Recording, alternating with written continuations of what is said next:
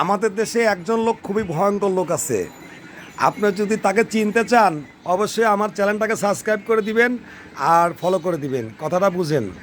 এই ব্যক্তিটা হলো কে জানেন? যারা সুদ খায় ঘুষ খায়, যারা সুদ খায় ঘুষ খায় তারা খুবই ভয়ঙ্কর ধরনের একজন লোক। তাদের সঙ্গে যারা বন্ধুত্ব করবেন তারা তাদের জীবনটা একদম জ্বলে পড়ে ধ্বংস হয়ে যাবে। এক কথায় তারা ধ্বংস হয়ে যাবে। এই সমস্ত কিপটা লোকজন, এই সমস্ত সরি, এটা পরে কই হচ্ছে না কে ভিডিও বানাবো কী রে ভাই, ভিডিও কভার গেলে তো কথা মতা বাদি যায়। আমার তো অবস্থা এরকম, কি আর কব ভাই, হাসতে পারি না কানতে পারি না। যাই হোক, এখান থেকে শুরু করি। যা হয়েছে হয়েছে, না হয়েছে না হয়েছে, আমার কি।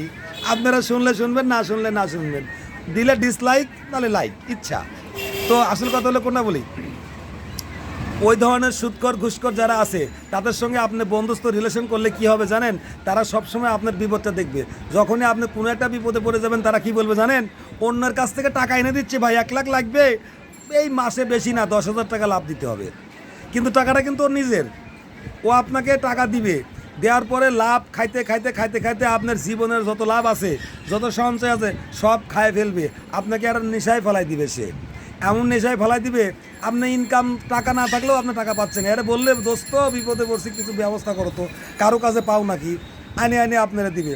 এভাবে প্রতি মাসে 10,000, 5,000, 10,000, 5,000, 20,000 এরকম করতে করতে এমন বাড়তে থাকবে, এক পর্যায়ে আপনার অবস্থা সেই খারাপ।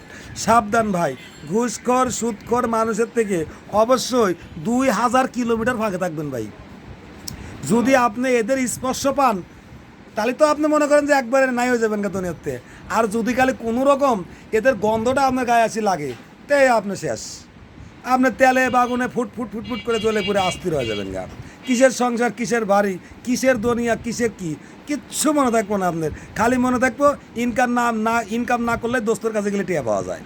টাকা নেবে আর অন্যজনের কাছে না আবার দিনা করে কেন তারা দেবেন। এই হলো দোস্তর অবস্থা। খুব খেয়াল ভাই, সুদখোর ঘুষখোর লোক থেকে কিন্তু দূরে থাকবেন। যত সমস্যায় কেন না হোক, সমস্যার সামনে দাঁড়ায় থাকেন। যদি না পারেন সমস্যার সামনে থেকে সরে যান, পালায়া যান। দরকার নাই আপনার লাভ সুদ করার, লাভের টাকা সুদের টাকা নেওয়ার দরকার নাই। জীবনটা ফাতা ফাতা হয়ে যাবে আপনার।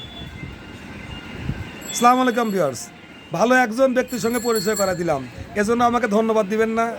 যারা সুদখোর ভাইরে আছেন তারা কিন্তু আমার উপরে রাগ হয়েন না ভাই। আপনারা সুদের ব্যবসা বাদ দেন আর কান ধরে তবা করেন, নাহলে আপনাকে শুধু আমি না সারা দুনিয়ার লোক গোয়া মারবে। সরি ভাই, মুখ খারাপ হয়ে গেছে, কিছু মনে করার দরকার নাই। সুদের টাকা দেওয়ার দরকার নেই, ও ব্যবসা বাদ দেন আপনি। কোনো লোক বিপদে পড়লে তারে বলেন যে ভাই ধর আমি তোরে 100 টাকা বিপদ, তোর 10 টাকা দিলাম, নাহলে দরকার নাই, বাদ দেন। ও লোক এটা ওটা ঘর বাড়ি সব কিছু বিক্রি টিক্রি করে হলে পরেও ওর সমস্যার সমাধান করে নিব। জায়গা জমি প্রয়োজনে বেশি বেলা দিব, সমস্যাকে আবার বাড়ি করবো, জায়গা করব। লাভের টাকা তো আর নেওয়া লাগলো না, সুদের টাকা তো আর দেওয়া লাগলো না। আর আপনি যদি না দেন তাহলেও পাইবো কোন টাকা সুদের টাকা। ওর জিনিস সম্পদ বিক্রি করবো, আবার করবো, কোনো সমস্যা নাই।